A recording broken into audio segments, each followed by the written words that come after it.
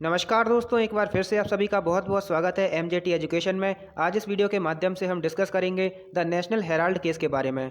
दोस्तों, national Herald case क्या है और इसमें सोनिया गांधी और राहुल गांधी का क्या रोल है? क्या इन्होंने 50 लाख रुपए देकर सच में 2000 करोड़ की कंपनी का स्कैम किया था? इन सभी चीज़ों के बारे में हम चर्चा करेंगे। इसमें कहाँ तक सच्चाई है, क्या पूरी तरह से झूठ है, तो जानेंगे इस वीडियो में। काफ़ी इंटरेस्टिंग ये वीडियो होगी, अंत तक इसको ज़रूर देखना आप। और अगर अभी तक आपने इस चैनल को सब्सक्राइब नहीं किया है तो सब्सक्राइब कर लीजिए, जिससे आपको हमारी वीडियोज़ की नोटिफिकेशंस टाइम टू टाइम मिलती रहेंगी और आपसे हमारी कोई भी वीडियो मिस नहीं होगी। तो दोस्तों, रिसेंटली हुआ क्या है कि जो एनफोर्समेंट डायरेक्टरेट है, उन्होंने राहुल गांधी और सोनिया गांधी के खिलाफ एक समन जारी किया था और उन्हें उनके खिलाफ मनी लॉन्ड्रिंग का जो केस है उसमें उन्हें प्रस्तुत होने के लिए कहा था। सोनिया गांधी को 8 जून और राहुल गांधी को 13 जून को प्रस्तुत होने के लिए कहा गया था। लेकिन दोस्तों, हम सभी जानते हैं कि सोनिया गांधी कोरोना वायरस से पॉजिटिव पाई गई हैं, जिसके कारण से उनकी तारीख को आगे बढ़ा दिया गया है। लेकिन कांग्रेस का इस पर यह कहना है कि ये पूरी की पूरी गलत न्यूज़ है, गलत ये पूरा का पूरा केस है। इसमें हमारे नेता बिल्कुल भी इन्वॉल्व नहीं है और हमारे नेता इसके सामने बिल्कुल भी नहीं झुकने वाले हैं। तो दोस्तों, वीडियो को और आगे बढ़ाएं उससे पहले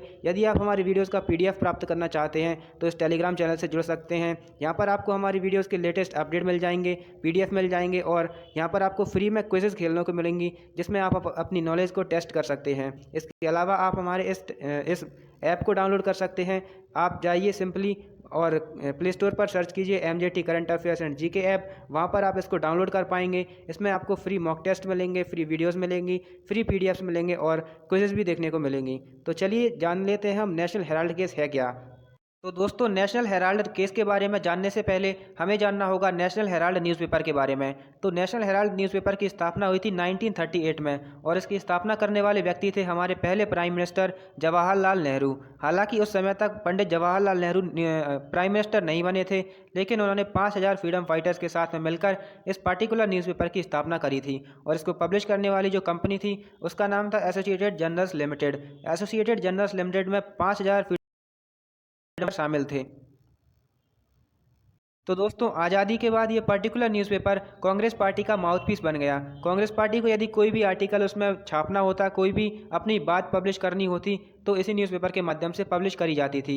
एसोसिएटेड जर्नल्स लिमिटेड न केवल इंग्लिश में बल्कि अन्य 2 भाषाओं में भी इस न्यूज़पेपर का पब्लिकेशन करती थी। एक हिंदी में किया जाता था जिसका नाम था नवजीवन और एक उर्दू में किया जाता था जिसका नाम था कौमी आवाज़।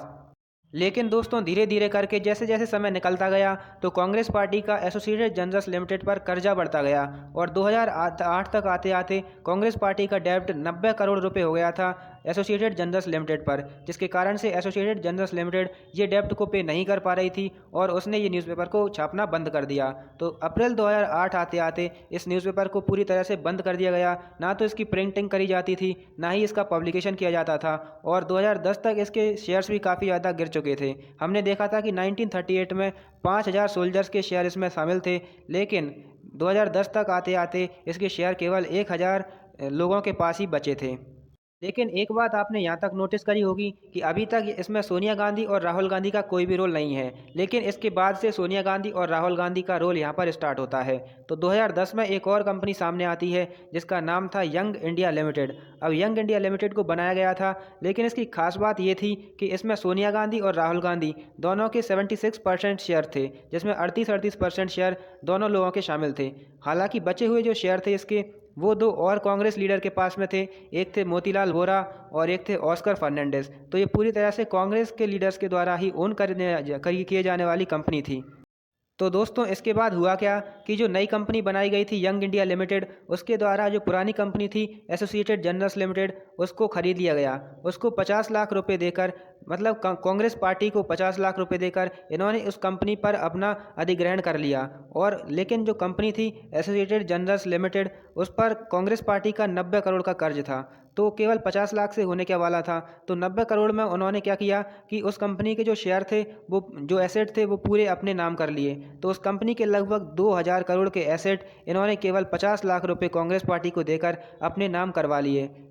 और यहीं पर पूरा केस हमारा होता है, क्योंकि जो कंपनी थी, जो एसोसिएटेड जर्नल्स लिमिटेड थे, उसके 2000 करोड़ के जो शेयर थे, जो एसेट थे, उसमें कई सारे शहरों के अंदर इसकी बहुत प्रॉपर्टी पड़ी हुई थी, जिसमें न्यू दिल्ली, लखनऊ, भोपाल, मुंबई, इंदौर, पटना पंचकुला, तो इन सभी प्लेसेस पर इस पर्टिकुलर कंपनी के बड़े बड़ी जो प्रॉपर्टीज़ थी, ज़मीनें थी, इनकी कुछ बिल्डिंगें भी थी, उनको भी इन्होंने अधिग्रहण कर लिया।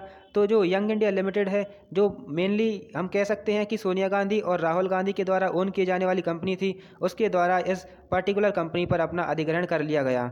तो दोस्तों, इसी घटना को लेकर सन 2013 में बीजेपी के एमपी थे सुब्रमण्यम स्वामी, उनके द्वारा एक केस फाइल करवाया गया दिल्ली ट्रायल कोर्ट के अंदर, और उसमें बताया गया कि जो एसोसिएटेड जर्नल्स लिमिटेड थी उसके साथ में धोखा हुआ है, उसके साथ में मिस अप्रोप्रिएट किया गया है, और कांग्रेस के जो लीडर्स हैं, जो नेता हैं सोनिया गांधी, राहुल गांधी, इसके अलावा जो अन्य नेता यंग इंडिया लिमिटेड में शामिल थे, उनके द्वारा एक स्कैम किया गया है। क्योंकि जो यंग इंडिया लिमिटेड है, ये एक ऐसी कंपनी थी जिसका कोई कॉमर्शियल रिकॉर्ड नहीं मिला था, और ये कंपनी स्पेशली इस कंपनी का स्कैम करने के लिए बनाई गई थी, इस तरह से उन्होंने कुछ बताया।